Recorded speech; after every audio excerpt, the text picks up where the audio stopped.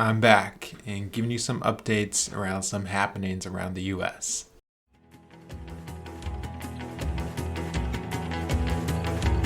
So one headline that we can't miss is the constant threat of recession. And you've most likely seen it, like I said, in the headlines. So what is the recession? Well, the definition of recession is 2 successive quarters of negative GDP, which, if you don't know what GDP is, it's gross domestic product.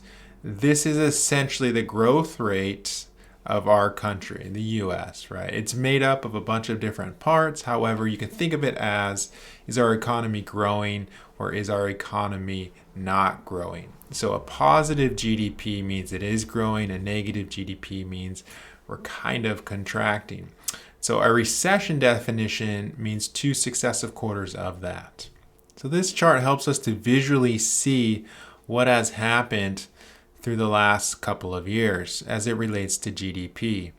It goes all the way back to 2016, which isn't very far. However, it shows you the recent spike from COVID in 2019-2020 and how GDP took a major dip and then it spiked almost past 30%. And more so recently in 2022, you've seen muted growth along with muted contraction. Now, primarily, at least in this particular graph, it's pointed out that negative GDP growth in Q1 was attributed to America's trading deficits, basically meaning imports have gone up and spiked while exports haven't recovered, and we're definitely importing more to try and make up for a lot of that supply chain issue. One of the other downsides of the potential recession has been how expensive things have gotten for us as consumers. You're starting to see some changes in the housing market, especially as mortgage rates jump up. They're above 5%, which is crazy to think about in the last couple of 10 years or so where they've been sub 4%.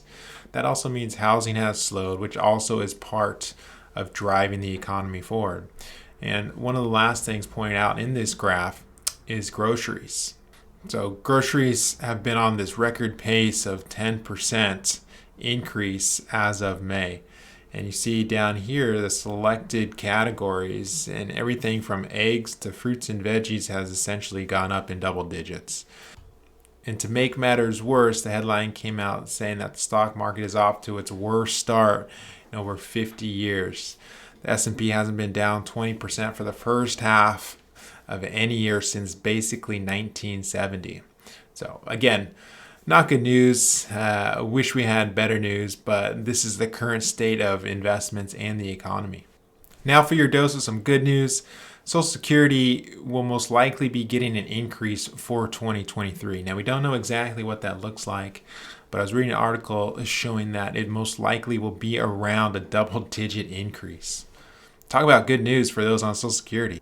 So by this current estimate by the Committee for Responsible Federal Budget, they say that inflation continues at its current pace. Social Security beneficiaries could receive an inflation hike of 10.8% starting in January. To put that in perspective, if you currently receive about $2,000 a month in Social Security, you will receive another $200 a month starting in January. Right, a 10% increase, giving you $200 extra in your pocket every month. So not a bad deal if you are currently taking Social Security. Now, the one question that I'm sure some of you have, if you're not taking Social Security, is how will this affect my benefits if I wait to take Social Security? Well, the good news is that even with the increase in Social Security, this will be applied to your future benefit. So even if you're not taking your Social Security benefit, this will factor in to your benefit when you go to take it out in, say, a few years or maybe even 10 years. It's always being counted in and factored in as part of your Social Security benefit. And lastly, a chart around the inflation rates by country. So the US is not the only country that's trying to raise interest rates to bring down inflation and kind of stop some of the runaway that's happened. Some other countries are working to do that as well, but some aren't. As you can see, the US is being very aggressive trying to bring down inflation. So on this graph, inflation is displayed on the left-hand side from 0 to 10%. Now the bottom shows the policy rate, which is essentially what the Fed has set the interest rate to. And so you can see as it moves from left to right, how the U.S. has started around something like almost 0%, to now a little over 1.5%. And you see some of these other countries like the UK, New Zealand, Norway, trying to do the same almost in lockstep with us. Now, the Eurozone just in general has not. They've actually remained neutral and kept interest rates at zero. Japan is still on a negative interest rate. Switzerland, you see on the left-hand side, is trying to increase theirs as well. So it's an interesting thing still that the Fed is aggressively trying to bring down inflation. And as I've spoken to before, this is pretty much their only tool to do so, which is raise interest rates aggressively as possible, which will force everything to slow down.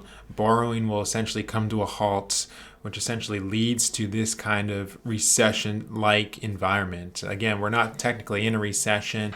We've seen growth slow down, but growth may in fact pick up from the Q2 numbers. So it still has remained to be seen, and the Fed is doing everything they can to fight and to kind of glide us into this nice, hopefully not recession-like economic environment. But again, this is part of a normal business cycle. We're going to have ups and downs. We're going to have things spike and come back down. So I hope that little roundup is helpful. I know I went through a couple different things. If you have some questions, comments, or concerns, please let us know. We'd be happy to address them, especially around what's going on in the marketplace. So please feel free to let us know if you're still very uncomfortable. I hope that you have a great day, and hey, enjoy the 4th of July weekend. Get out there and get some sun. Take your mind off of finance. Relax with your family and friends. And I hope that you have a great, great weekend. Take care.